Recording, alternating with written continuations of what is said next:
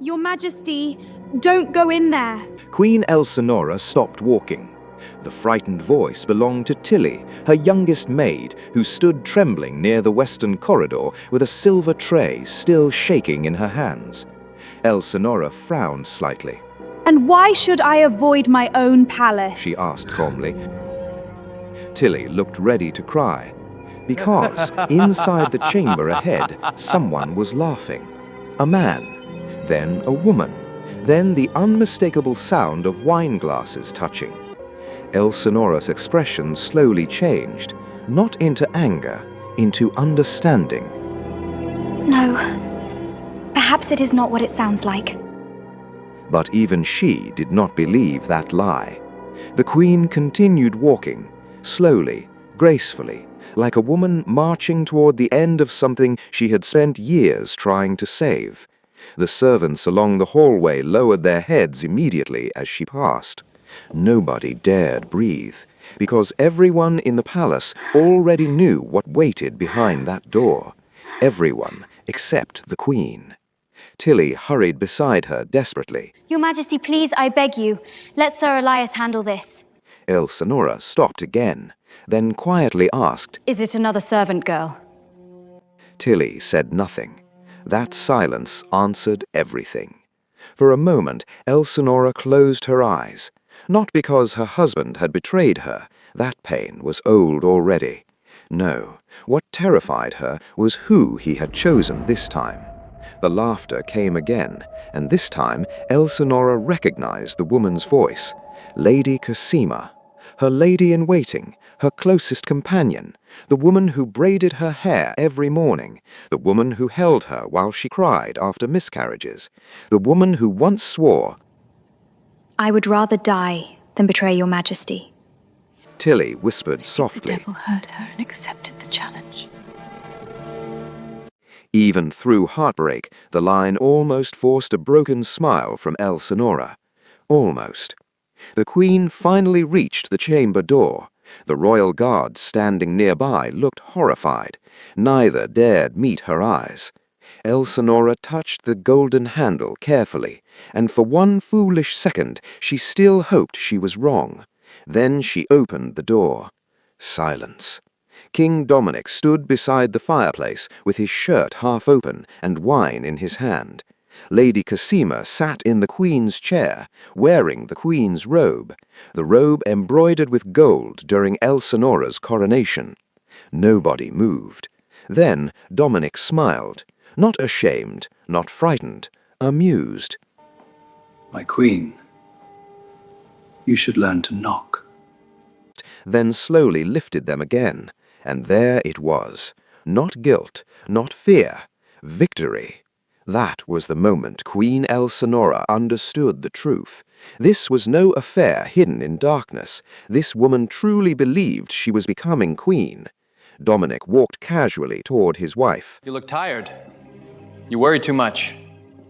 As though she had interrupted something important, as though she were the problem. Tilly muttered under her breath. Amazing. The man sins with confidence I cannot even use while lying.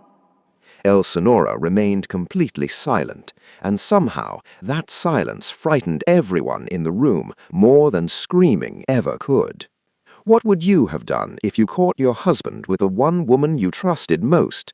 And if you enjoy royal stories filled with betrayal, revenge, palace scandals, and satisfying endings, don't forget to subscribe.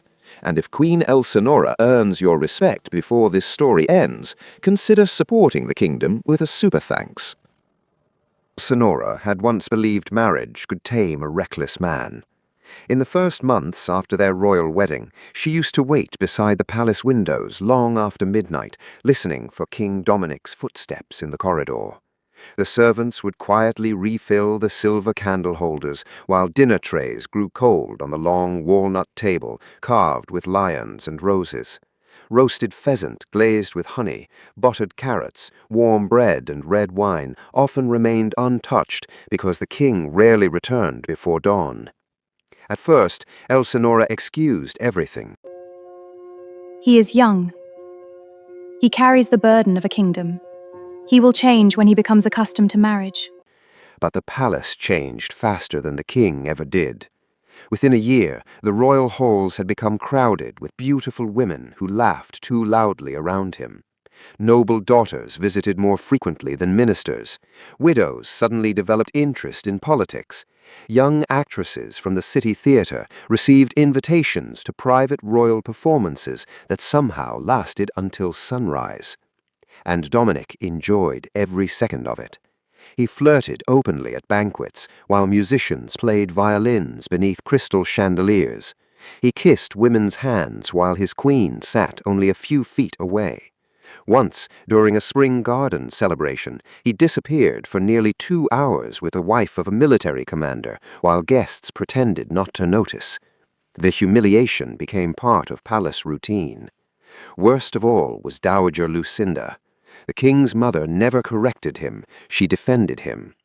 One cold afternoon, Elsinora finally gathered enough courage to speak privately with her. They sat inside Lucinda's drawing room, surrounded by heavy velvet curtains and portraits of dead monarchs staring down like silent judges. I only wish my husband respected our marriage. Elsinora said carefully. Lucinda did not even look up from her tea. Kings do not belong to one woman. She replied coldly. You were given a crown, girl. Be grateful. The words struck harder than Elsinora expected. Lucinda finally raised her eyes. You confuse marriage with love. Queens who survive learn the difference quickly. Elsinora left that room feeling smaller than she ever had before. Yet she stayed loyal. That was the tragedy. She truly loved him, even after hearing whispers from servants, even after finding perfume stains on his cuffs, even after waking alone countless nights in enormous royal chambers that suddenly felt too empty for a married woman. Sir Elias noticed everything, but spoke carefully. The royal knight had served the crown long before Dominic inherited it, and unlike most men in court, he never looked at the queen with pity, only concern. One evening, after discovering the king entertaining dancers during a military council dinner, Elsinora quietly stepped onto the palace balcony for air. The city below glowed with lanterns, while distant church bells echoed across the streets. You should not stand outside alone at night, Your Majesty, said Sir Elias gently behind her. Elsinora forced a faint smile. Inside is hardly better. He did not know how to answer that. Neither did she. Meanwhile, Tilly survived palace life through gossip and sarcasm. The young maid floated through corridors carrying towels, letters, tea trays, and scandal in equal amounts. At this point, His Majesty should stop calling them mistresses and start numbering them. His Majesty should stop calling them mistresses and start numbering them. Elsinora nearly laughed despite herself. Careful. One day someone will hear you. Tilly shrugged. Then perhaps they will finally hear the truth. Even the servants had stopped sounding surprised whenever another woman appeared near the king. But no one expected Lady Cosima. Cosima seemed different from the others, softer, more refined. She stayed constantly beside Elsinora, helping her dress for ceremonies, arranging jewels before dinners, and reading letters aloud during long afternoons.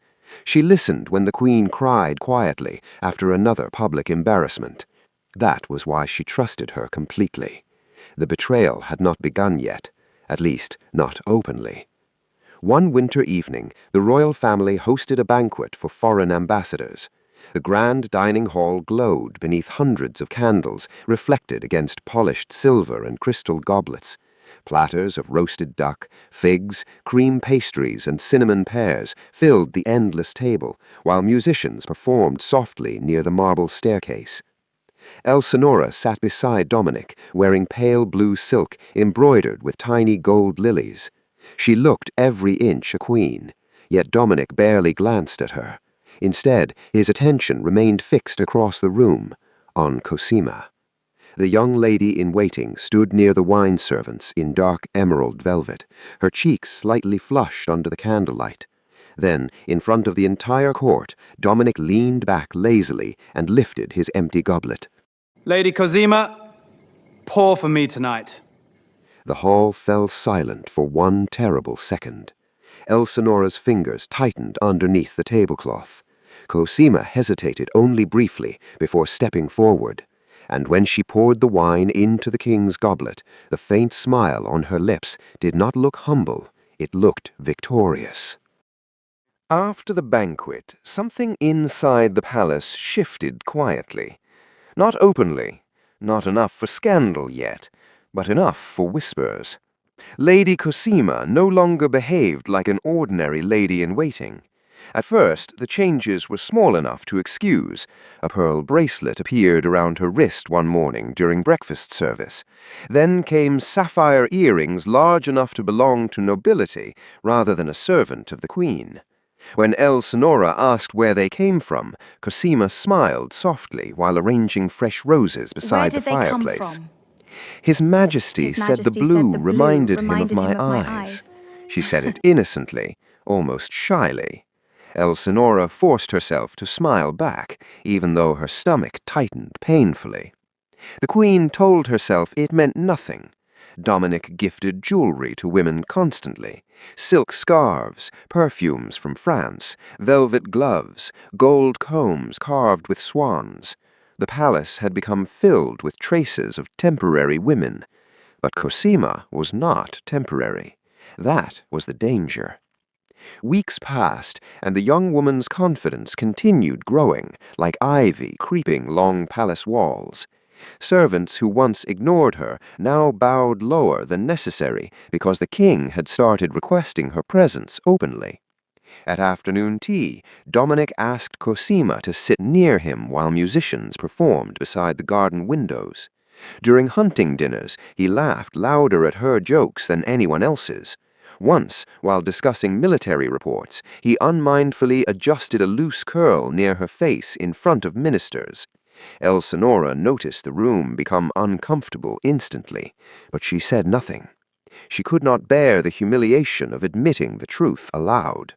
Meanwhile, Cosima slowly stopped acting like staff and began behaving like royalty. She interrupted cooks preparing dinner menus and ordered different wines brought from the cellar. She corrected footmen publicly over table arrangements, despite having no authority over them. One elderly servant nearly burst into tears while Cosima criticized the way she folded linen napkins. Tilly heard the entire argument while carrying fresh towels upstairs. If Lady Cosima rises any higher, She muttered later while helping Elsinora choose earrings. we may have to move the Queen's portrait. Elsinora sighed tiredly. Tilly. What? At least portraits still get more respect than wives in this palace.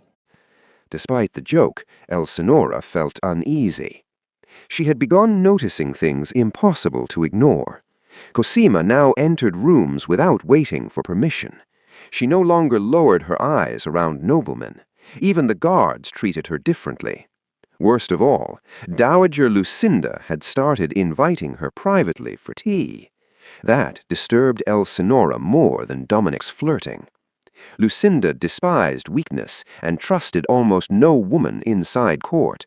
Yet suddenly, Cosima spent long afternoons inside the dowager's private chambers, drinking imported tea from delicate porcelain cups, while senior noblewomen waited outside unanswered. One evening, Elsinora walked into the music room unexpectedly and found Cosima seated beside the king on a velvet sofa meant only for royal family members. They were laughing together over a book of poetry. Dominic barely glanced up. You should hear this line. Cosima reads it beautifully. Not Lady Cosima, not Miss Cosima, simply Cosima. Familiar, intimate. The queen stood frozen for half a second before quietly excusing herself. That night, she barely touched dinner. The roasted lamb, garlic potatoes, and honey-glazed carrots remained untouched beside her wine-glass. Sir Elias noticed immediately. The knight approached carefully while servants cleared plates from the long dining table. Your Majesty, forgive me if I speak out of turn. Elsinora already looked exhausted. What is it, Elias? His jaw tightened slightly before answering. Elias. The palace speaks too freely lately. Elsinora understood exactly what he meant. Still, she defended Cosima. She has served me faithfully for years. Sir Elias hesitated. Sometimes ambition begins with loyalty. The words unsettled her deeply, but Elsinora could not allow herself to believe them. Not yet. A few nights later, foreign diplomats arrived from Austria, and another royal gathering filled the palace with music, perfumes, and endless political smiles. Crystal chandeliers illuminated rows of nobles dressed in velvet and jewels, while servants carried silver trays overflowing with roasted pheasant, oysters, sugared almonds, and cream pastries dusted with cinnamon. The queen arrived on time. Cosima did not. Whispers spread immediately. Dominic looked irritated rather than embarrassed. Then, nearly half an hour late, Cosima entered the hall wearing dark burgundy silk embroidered with tiny gold flowers too expensive for someone of her rank. Several noblewomen exchanged stunned glances. Even Elsinora stared. Cosima approached calmly, without apology. One elderly duchess frowned. Lady Cosima, you are late. Cosima smiled lightly before answering in front of the entire table. His Majesty requested my company. Silence swallowed the room. Elsinora felt heat rise into her face. Dominic smirked into his wine, and for the first time, Cosima sat beside him without waiting for permission. That night, the queen could barely sleep. Hours later, while walking through the quieter side of the palace, unable to calm her thoughts, she passed near Dowager Lucinda's private sitting room. Voices drifted through the partially open door. Cosima's voice, then Lucinda's cold laughter. Elsinora stopped walking. Inside the room, Lucinda said quietly, A clever woman does not need a crown to become queen. and Cosima laughed softly in return. For nearly 2 weeks, King Dominic barely appeared inside the royal council chambers. Petitions piled across long oak tables untouched, while frustrated ministers argued endlessly over grain shortages, market taxes, and disputes between merchants. Messengers arrived daily from villages requesting decisions that never came. Some waited hours, only to discover the king had ridden out hunting or locked himself inside private dining rooms, entertaining musicians and noblewomen. One elderly advisor finally muttered under his breath, His Majesty governs the kingdom the way drunk men play cards. Meanwhile, the palace kitchens remained busy, preparing elaborate midnight feasts for Dominic and his guests.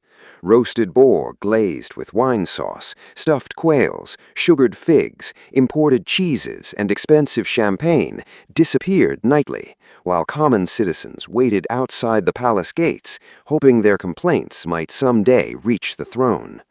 The tension worsened each day. By the third morning, servants began whispering about fights breaking out near the lower city markets because no magistrate had settled recent disputes. Merchants accused royal officials of neglect. Farmers complained about stolen shipments. Even the guards appeared exhausted from managing angry crowds outside palace walls. Queen Elsinora noticed everything. Unlike Dominic, she actually listened when servants spoke nervously around her. One afternoon, while reviewing unopened petitions abandoned inside the council room, she discovered an argument erupting near the palace entrance. Voices echoed sharply through the marble corridor. A woman was crying. A child was screaming. Elsinora immediately stood. When she entered the public hearing chamber, dozens of people had already gathered around the center floor. Guards struggled to maintain order, while several court officials argued over whose responsibility the matter belonged to. The king, naturally, was nowhere near the palace. Instead, he had apparently left earlier that morning, riding through the countryside with 2 actresses from the Royal Theatre. Tilly whispered quietly beside the queen, His Majesty has once again abandoned the kingdom in pursuit of national romance. Elsinora ignored the comment and focused on the people ahead. A thin servant woman stood clutching a frightened little boy no older than 8. Her dress looked faded from years of washing, and exhaustion hung heavily beneath her eyes. Beside her stood a rough-looking farmer with mud stains still covering his boots. The boy pressed himself tightly against his mother's side. One minister finally explained the situation. The man claimed the child was his and demanded custody immediately. The woman began crying harder. He left us 8 years ago. He never sent money, never visited, never even asked if the boy was alive. The man crossed his arms stubbornly. He is still my blood. Elsinora studied him quietly. He is still my blood. Calmly, have you returned now? The farmer hesitated before answering honestly. My farm needs help. My brother died last winter. I have no one else. The room filled with disgusted murmurs. Even several noblemen exchanged irritated looks. The boy stared at the stranger with confusion rather than affection. Then suddenly, the servant woman dropped toward her knees before the throne platform. Please, Elsinora immediately stepped Do forward. not kneel. Love has already humbled you enough. The chamber fell silent. The woman froze mid-motion, tears running freely down her face. Even the guards seemed moved. Then Elsinora turned toward the father. If your son is truly so valuable to you, what price would make you surrender him? The courtroom erupted with confusion. Tilly nearly choked aloud. The mother looked horrified. "Your Majesty?" she whispered weakly, but Elsinora kept her eyes on the father. The man blinked several times before greed slowly entered his expression. He named a ridiculous amount. Several ministers 700 gasped. gold coins. Elsinora shook her head Too slightly. high. Too high. I will pay Then 400 she gold bargained, coins for the boy to be calmly, mine. like a merchant purchasing horses. The entire court watched in stunned silence as the man eagerly lowered the price himself. And in that humiliating moment, everyone understood the truth. He did not love the child. He wanted usefulness, nothing more. Finally, Elsinora accepted the amount. A servant delivered the money purse immediately. The father grabbed it greedily, without hesitation. The mother began sobbing openly because she believed her son had just been taken from her forever. Even Sir Elias looked disturbed by the queen's actions. Then Elsinora slowly knelt before the little boy.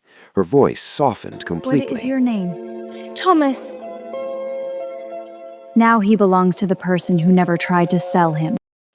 The room exploded. Several women burst into tears instantly. Ministers who moments earlier looked bored now stood speechless. One elderly judge actually removed his spectacles to wipe his eyes. The servant woman collapsed crying against her son, while the crowd erupted into applause so loud it echoed beyond the chamber walls. The father tried protesting, but guards dragged him away beneath furious shouting. Tilly leaned toward Sir Elias with amazement. Her Majesty bought a child faster than His Majesty buys new lovers. For once, even Sir Elias nearly smiled. By evening, the story had spread beyond the palace gates into taverns, bakeries, markets, and crowded city streets. Citizens repeated the queen's words to one another, while shopkeepers lit candles beneath her portraits. Outside the palace walls, crowds began chanting loud enough for the sound to travel through the royal windows. "Long live Queen Elsinora! Long live the Queen!" King Dominic heard the cheers while stepping from his carriage later that night beside two laughing women. His expression darkened immediately, and for the first time in years, the king looked jealous of his own wife. The palace stopped feeling like Queen Elsinora's home sometime during early autumn. She noticed it first in the smaller details.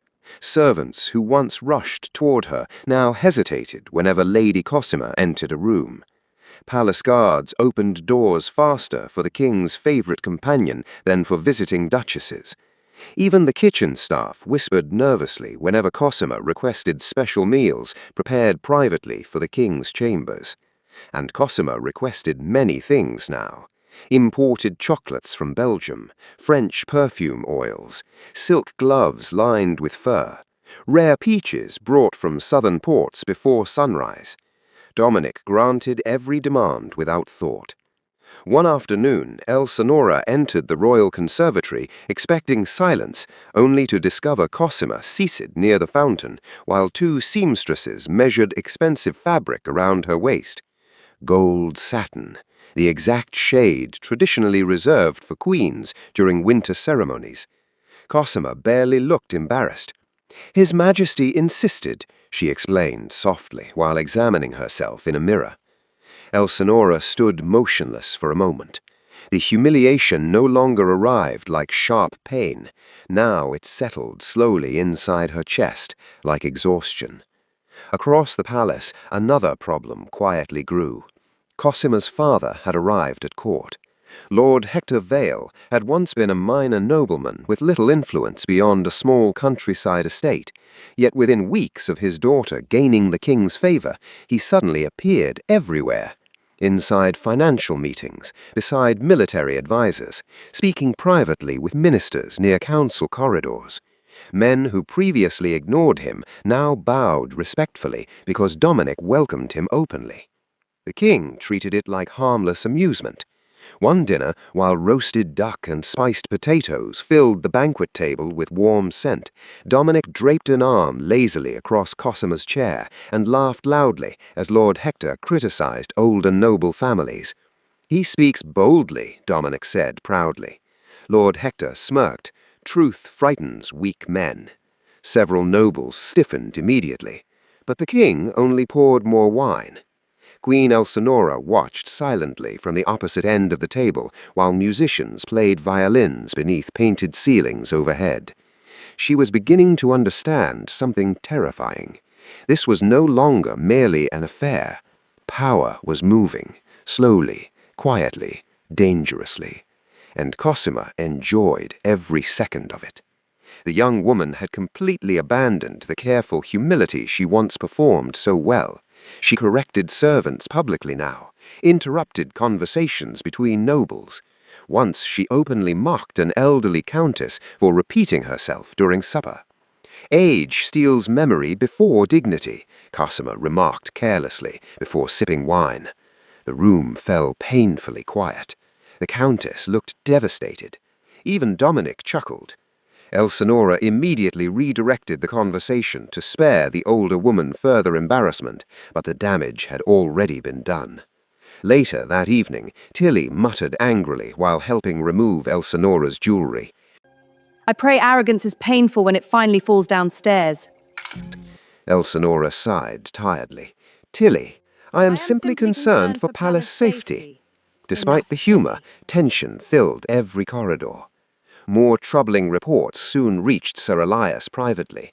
Minor officials responsible for royal permits suddenly purchased expensive horses and new townhouses, despite modest salaries. Guards whispered about envelopes exchanging hands in late-night meetings involving Lord Hector's servants. Bribery, influence, something ugly was spreading quietly beneath the palace surface. Sir Elias began watching more carefully. Meanwhile, Dowager Lucinda encouraged everything from the shadows. She invited Cosima and her father for private evening suppers served on delicate porcelain beneath candle-lit portraits of former kings. Lucinda listened approvingly whenever Cosima criticized older traditions or mocked noblewomen who defended Elsinora publicly. One evening, Elsinora accidentally witnessed part of their conversation while passing outside Lucinda's chambers. "The people adore her now," Cosima said bitterly. Lucinda stirred cream slowly into her tea. "People are foolish creatures," she replied calmly. "They love whoever appears gentle." Cosima frowned. Then perhaps gentleness must be replaced. Lucinda's lips curved slightly. Perhaps. That single word disturbed Elsinora deeply. Days later, another humiliation unfolded during an afternoon gathering inside the grand ballroom. Nobles had assembled for musical performances, while servants carried trays of sugared almonds, warm pastries, roasted chestnuts, and sparkling wine through the crowded hall. Elsinora entered quietly beside Tilly. Cosima stood near the throne platform, wearing ivory silk threaded with tiny pearls. For one shocking second, several guests actually mistook her for royalty from behind. Tilly accidentally bowed while passing her, then immediately froze dramatically. "Oh dear, forgive me, my lady. I keep forgetting which woman rules the palace today."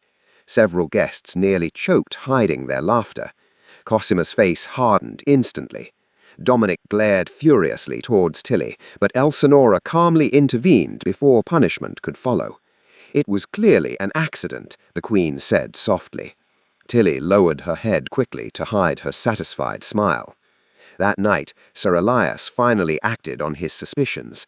Following one of Lord Hector's servants through the older west wing of the palace, he discovered a hidden storage chamber, rarely used except for abandoned royal records. Inside sat locked chests filled with documents, financial payments, private correspondence, political agreements, and beneath them all, papers containing forged royal seals beside drafted succession declarations bearing Queen Elsinora's name crossed out in black ink.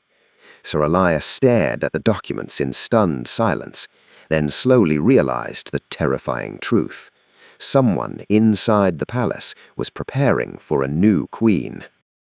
King Dominic's illness began quietly enough for most people to dismiss it as exhaustion. One morning, he failed to appear at breakfast, something nearly unheard of for a man obsessed with rich food and attention. The palace cooks had prepared buttered eggs, smoked ham, fresh cream pastries, and mulled wine, yet the royal dining chair remained empty while servants exchanged nervous glances. By afternoon, word spread that the king had developed a fever. Dowager Lucinda immediately ordered the palace physicians summoned, though she insisted nobody outside the royal household hear about it. Thick curtains remained closed around Dominic's chambers, while trays of herbal tonics, vinegar cloths, and bitter medicinal broths traveled constantly through the corridors. At first, Dominic remained arrogant even from bed. You must rest, sir. It is nothing. I rode through winter storms. But the fever returned again 2 nights later. Then came the headaches, violent ones. He began waking before dawn, gripping his temples, while sweating heavily against expensive linen sheets. Wine no longer tasted to him. Loud music irritated him. Bright candlelight made him angry. Then the skin lesions appeared, small reddish marks across his chest and shoulders that no ointment seemed capable of calming. That was when the physicians truly became frightened. 3 elderly doctors examined him privately beneath dim lantern light while servants waited nervously outside the chamber's doors. They whispered constantly among themselves, arguing over possible causes while pretending confidence whenever Lucinda demanded answers. One suggested poisoned wine, another blamed foreign illnesses from traveling merchants, a third refused to speak at all after examining the king too closely. Meanwhile, rumors escaped the palace anyway. They always did. Within days, taverns throughout the city buzzed with gossip. Market women lowered their voices dramatically while discussing the king's mysterious sickness beside baskets of bread and apples. Priests warned congregations about moral corruption during sermons. Some citizens whispered divine punishment. Others used darker language. The disease of immoral men. That phrase spread quickly. Even more suspiciously, several women previously connected to Dominic disappeared from court entirely. One actress suddenly left the capital claiming illness. A merchant's daughter was sent abroad by her family without explanation. 2 widows stopped attending royal gatherings completely. The palace atmosphere changed overnight. Fear replaced gossip. Cosima noticed it too. At first, she still visited Dominic frequently, though never for long. She sat beside his bed, wearing expensive perfume while speaking softly about court affairs, but her affection no longer looked sincere. Then, slowly, she started avoiding him. Excuses appeared constantly. Headaches, fatigue, visits with Lucinda, fittings for gowns. Dominic noticed the distance immediately. One evening, he reached weakly for her wrist while lying beneath heavy blankets. "You are leaving already?" Cosima hesitated only briefly before pulling away gently. "The physician said Your Majesty requires quiet." Then she left before he answered. For the first time in years, King Dominic looked abandoned. Dowager Lucinda panicked far more over scandal than health. She ordered servants threatened to silence and dismissed 2 maids merely for whispering near the kitchen corridors. Every mirror inside Dominic's chambers was removed, so visitors could not notice how pale and thin he had become. But nothing stopped the kingdom from talking. Even noble families now avoided sending daughters near the palace.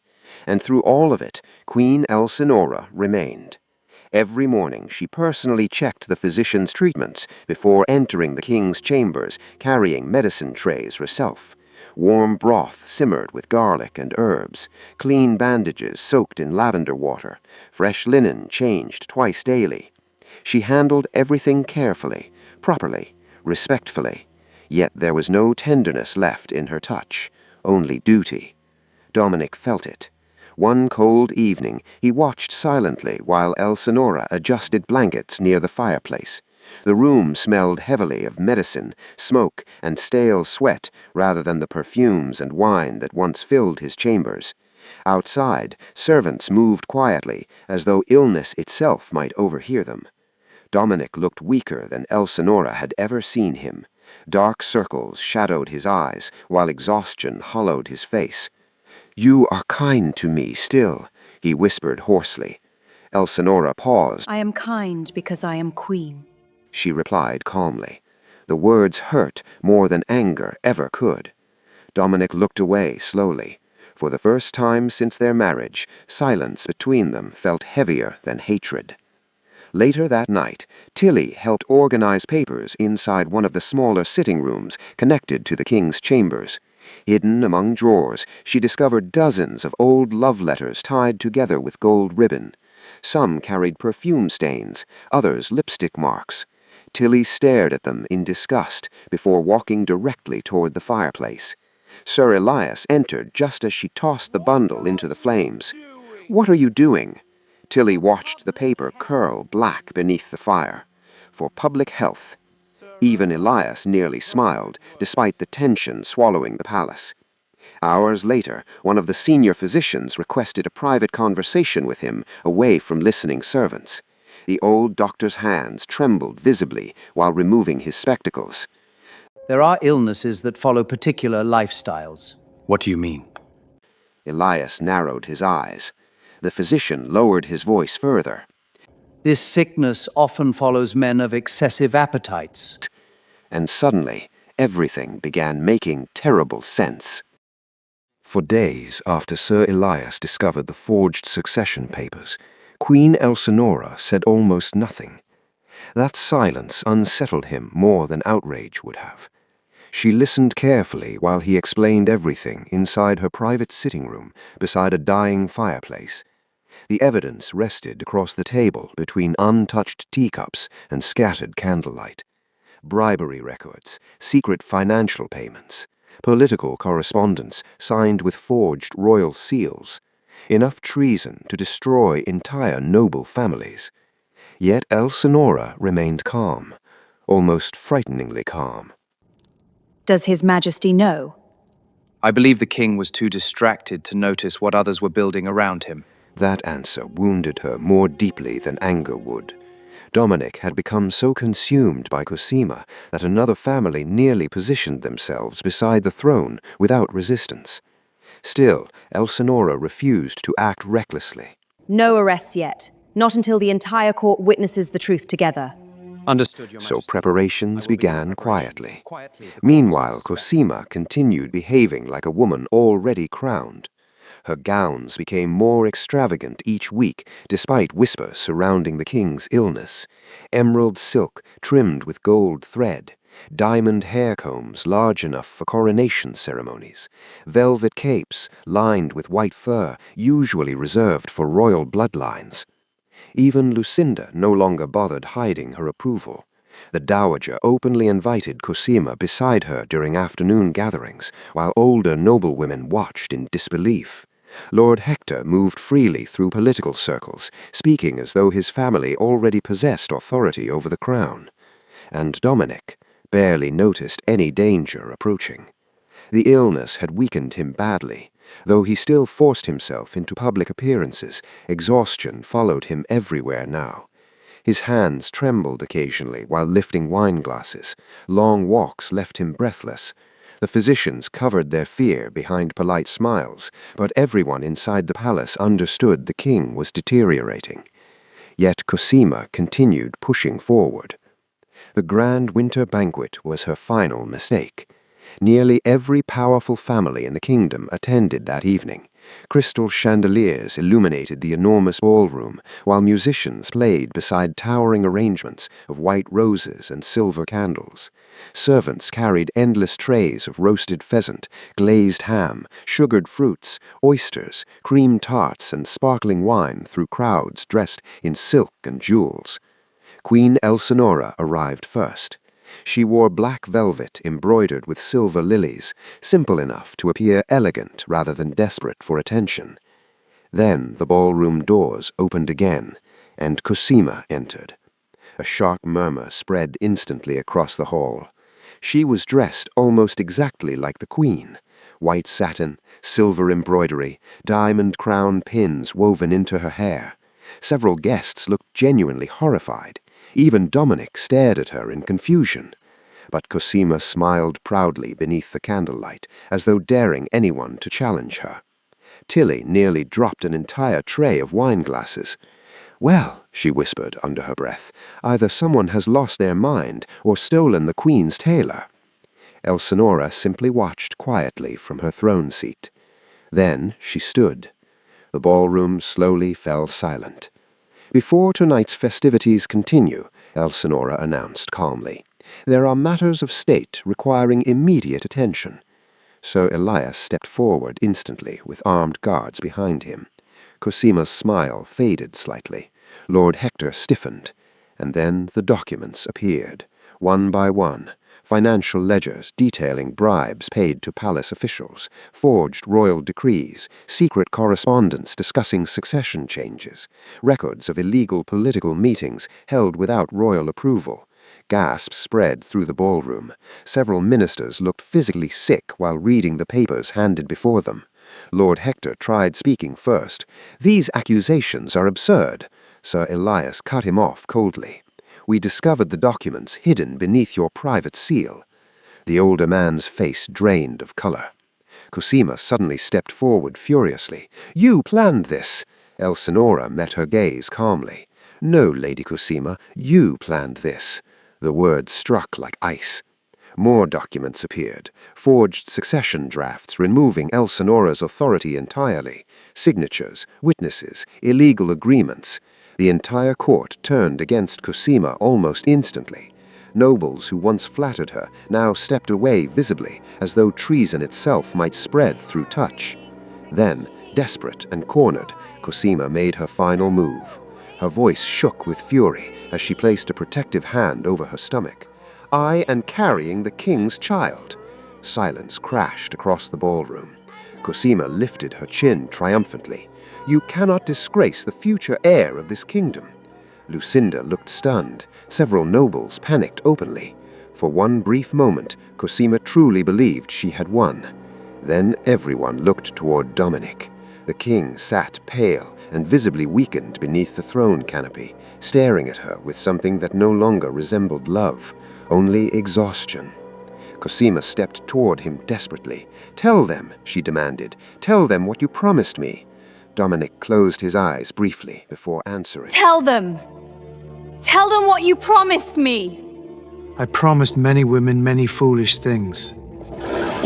"Birds, no," she whispered. But it was over, completely over. Guards seized Lord Hector immediately, while ministers shouted accusations from every direction. Nobles openly condemned Cosima now, eager to distance themselves from scandal before it touched their own families.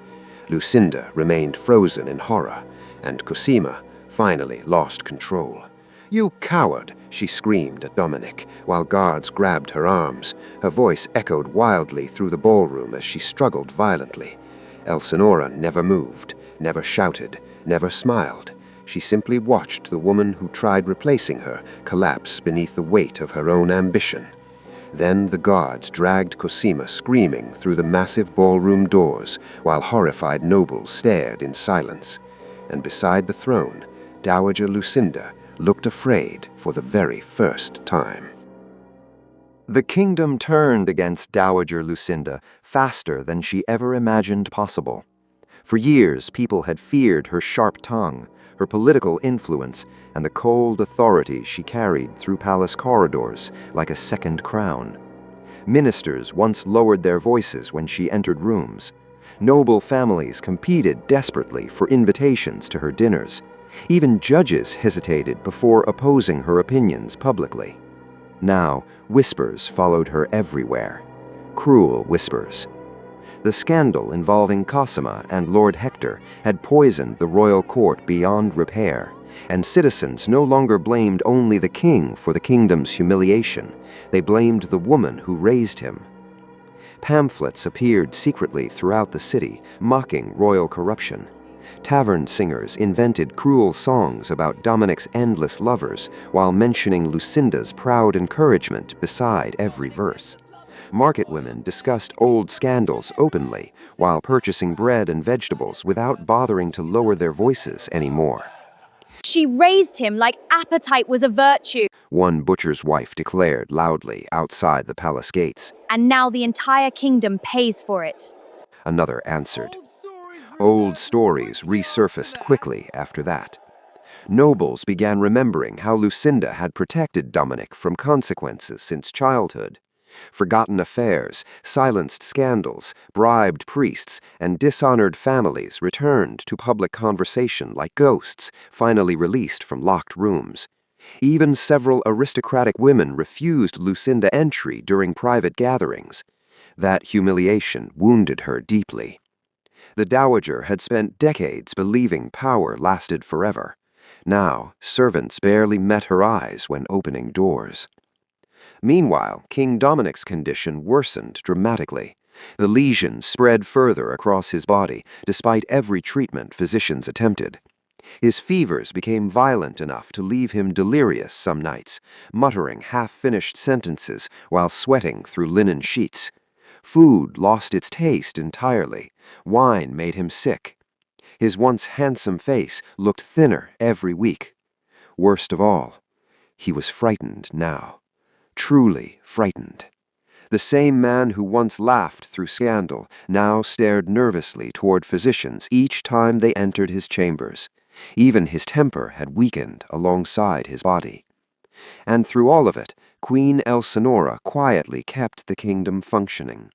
While Lucinda hid from public shame and Dominic drifted between illness and exhaustion, Elsinora attended council meetings personally. She resolved trade disputes, stabilized frightened ministers, reopened grain negotiations with neighboring regions, and continued hearing petitions from ordinary citizens. The people adored her for it. Crowds gathered outside palace gates, simply hoping to glimpse her carriage passing through the city. Bakers named pastries after her. Mothers repeated her courtroom judgment about the servant boy like scripture. Lucinda witnessed the change painfully. One afternoon, she stood unseen behind palace curtains, watching citizens cheer loudly as Elsinora distributed food to families struggling through winter shortages. The queen wore plain, dark wool beneath a fur-lined cloak instead of expensive ceremonial gowns. Snow rested lightly across carriage roofs, while hungry children rushed forward accepting bread baskets from royal servants. People smiled at Elsinora genuinely. Not fearfully, not politically, lovingly. Lucinda suddenly understood something horrifying. The kingdom no longer respected the crown because of Dominic. They respected it because of Elsinora. That realization shattered something inside her. A week later, the Royal Council made an unprecedented decision. The scandal surrounding Cosima's treason, combined with growing public outrage over the king's condition, forced ministers to protect what little remained around the monarchy.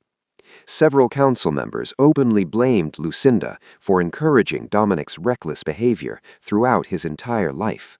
And finally, they demanded accountability. The hearing took place inside the same royal chamber where Elsinora once defended the servant mother and her son. Candles flickered beside towering marble columns, while ministers filled long rows of carved benches beneath painted ceilings. Lucinda entered proudly at first. Then she noticed nobody standing to greet her anymore. Not one person. Queen Elsinora sat quietly near the throne platform, wearing deep navy velvet trimmed with silver. Sir Elias stood behind her chair, while Tilly remained nearby, pretending not to enjoy the moment too much. The council speaker addressed Lucinda directly. For years, your majesty enabled behavior that weakened the crown, dishonored this kingdom, and endangered the stability of the throne itself. You dare lecture me? No. We ask you to correct what remains possible. Silence filled the chamber. Then came the demand. Lucinda was ordered to publicly apologize to Queen Elsinora for years of humiliation, manipulation, and political undermining. The dowager looked stunned, humiliated, furious, but she also understood something terrible. Refusing would destroy the monarchy further. Slowly, painfully, Lucinda approached Elsinora. The entire chamber watched in silence. Then, the woman who once mocked compassion, the woman who defended every betrayal, the woman who taught Dominic arrogance instead of honor, knelt. Actually knelt. Tilly's eyes widened so dramatically she nearly forgot where she stood. Lucinda lowered her head before the queen she once dismissed as weak. "I mistook gentleness for weakness," she whispered hoarsely. Elsinora looked down at her silently. No triumph appeared in her expression, only sadness. That somehow made the moment even more devastating. Later, while leaving the chamber, Tilly leaned toward Sir Elias and muttered quietly. And now she discovers knees bend both ways. Even several guards struggled not to laugh. By evening, news of Lucinda's humiliation spread through the kingdom faster than wildfire. Crowds gathered outside government buildings demanding reforms, while church bells echoed across snowy streets. And among the growing chants rising from the city below, one message became impossible to ignore. Let Queen Elsinora rule. Elsinora for the throne. For the first time in royal history, the people were openly asking for the queen instead of the king. King Dominic stopped recognizing himself long before the kingdom stopped recognizing him. The mirrors inside his chambers remained covered now, but reflections still found him, unexpectedly, in polished silver trays and darkened window glass. Each glimpse felt cruel. His once broad shoulders had narrowed beneath layers of blankets and embroidered robes. Dark shadows settled permanently beneath his eyes, while illness drained warmth from his skin. Even walking across the room exhausted him. The physicians no longer pretended confidence either. Their conversations became quieter whenever he entered consciousness. Bitter-smelling medicines cluttered every table, beside untouched meals of broth, roasted chicken, and softened bread that rarely tempted his appetite anymore. The king who once spent entire nights drinking, dancing, and chasing women now struggled simply to hold a wineglass steady. And the women had vanished. Not one former lover remained near him. The actresses stopped sending letters. The widows avoided royal invitations. The noble daughters suddenly became deeply religious and unavailable for court appearances. Even Cosima's name disappeared from conversation entirely after her imprisonment. Dominic finally understood the terrifying difference between desire and loyalty. He had spent years surrounded by people who loved pleasure, power, and proximity to the crown, not him. That realization haunted him during long, sleepless nights while firelight flickered weakly across his chambers. Outside those doors, another painful truth waited. The kingdom no longer trusted its king. Public appearances became impossible after rumors surrounding his illness spread fully through the capital. Citizens bowed from obligation rather than admiration now. Ministers consulted Elsinora before making important decisions. Foreign diplomats requested meetings with the Queen instead of the King whenever possible. And somehow, Elsinora never once used his weakness to humiliate him. That made everything worse. She continued treating him with calm dignity despite everything he had done to her. Every morning she still checked his medicines personally before attending council meetings. She signed documents beside his bed so he could witness royal affairs continuing without chaos. When fevers became severe, she remained nearby until physicians stabilized him. Not lovingly, but faithfully. Dominic began noticing something else, too. Sir Elias was always near her now. Not improperly, never carelessly, but constantly. During council discussions, Elias stood beside Elsinora quietly, offering military advice, while ministers listened respectfully. During carriage rides through the city, he rode beside her guards with unmistakable loyalty.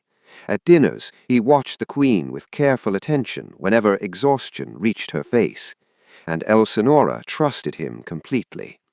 Dominic saw it in small moments, the way she relaxed slightly whenever Elias entered stressful meetings, the way he anticipated her needs without speaking, the way silence between them felt comfortable instead of painful. It was everything their marriage had stopped being years ago.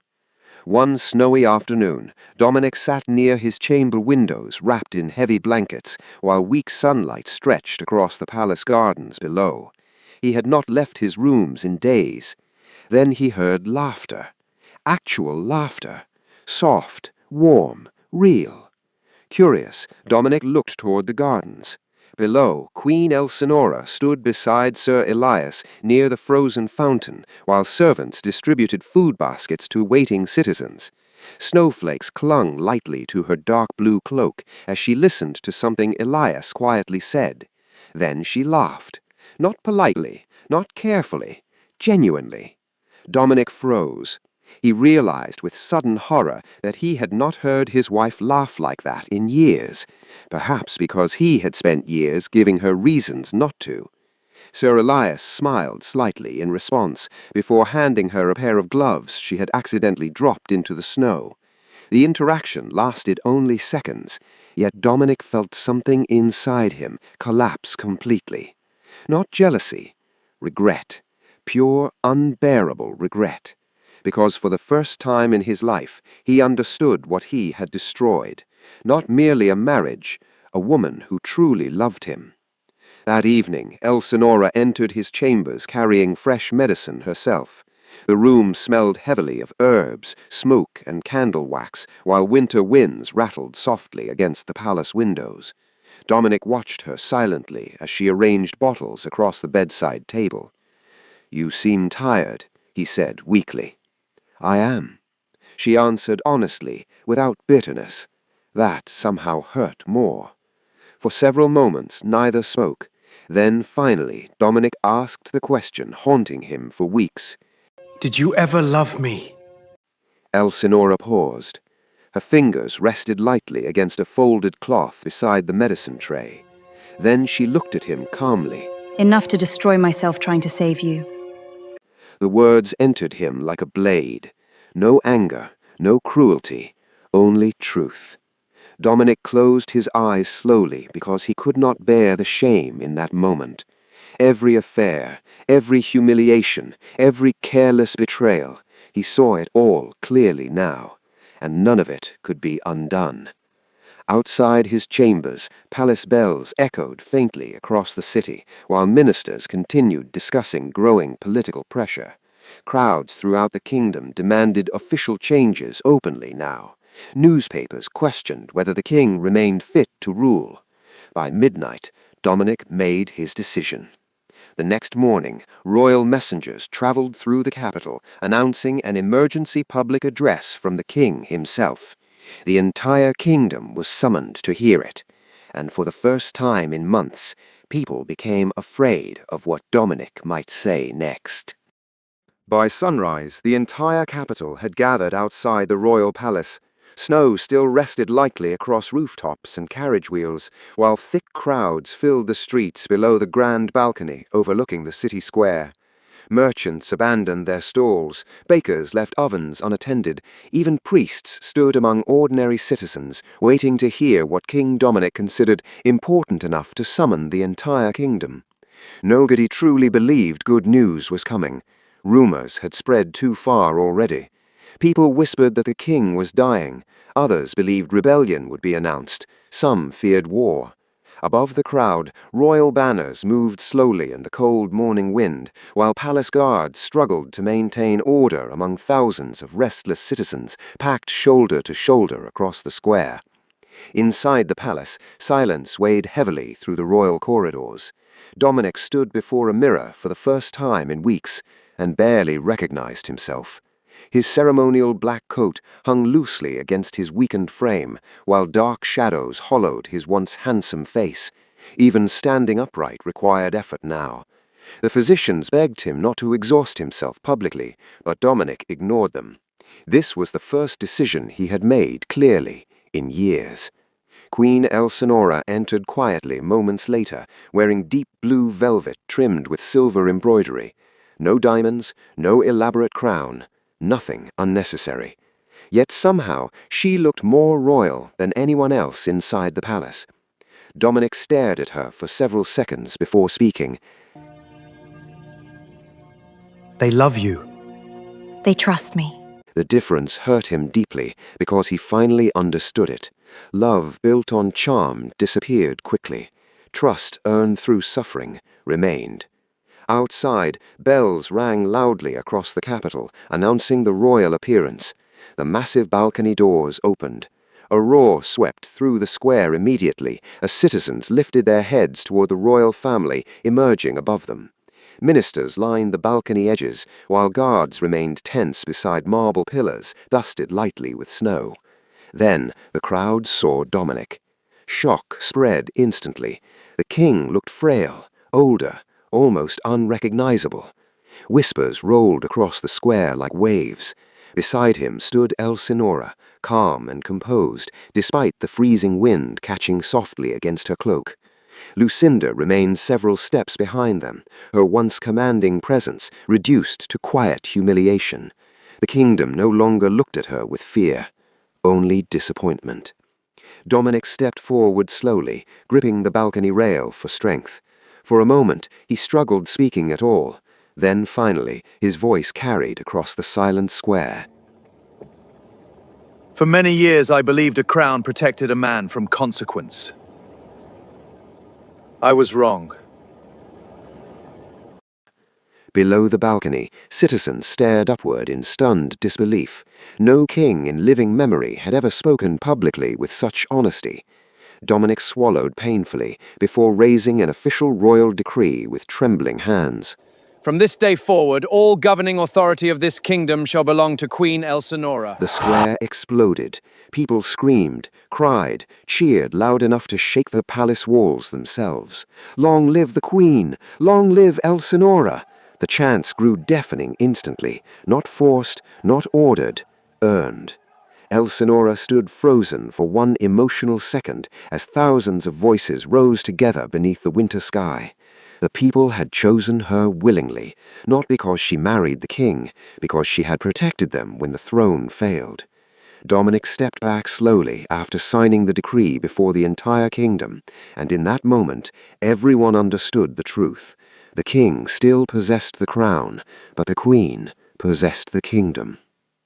Far below the balcony, another carriage rolled through the palace gates beneath heavy guard.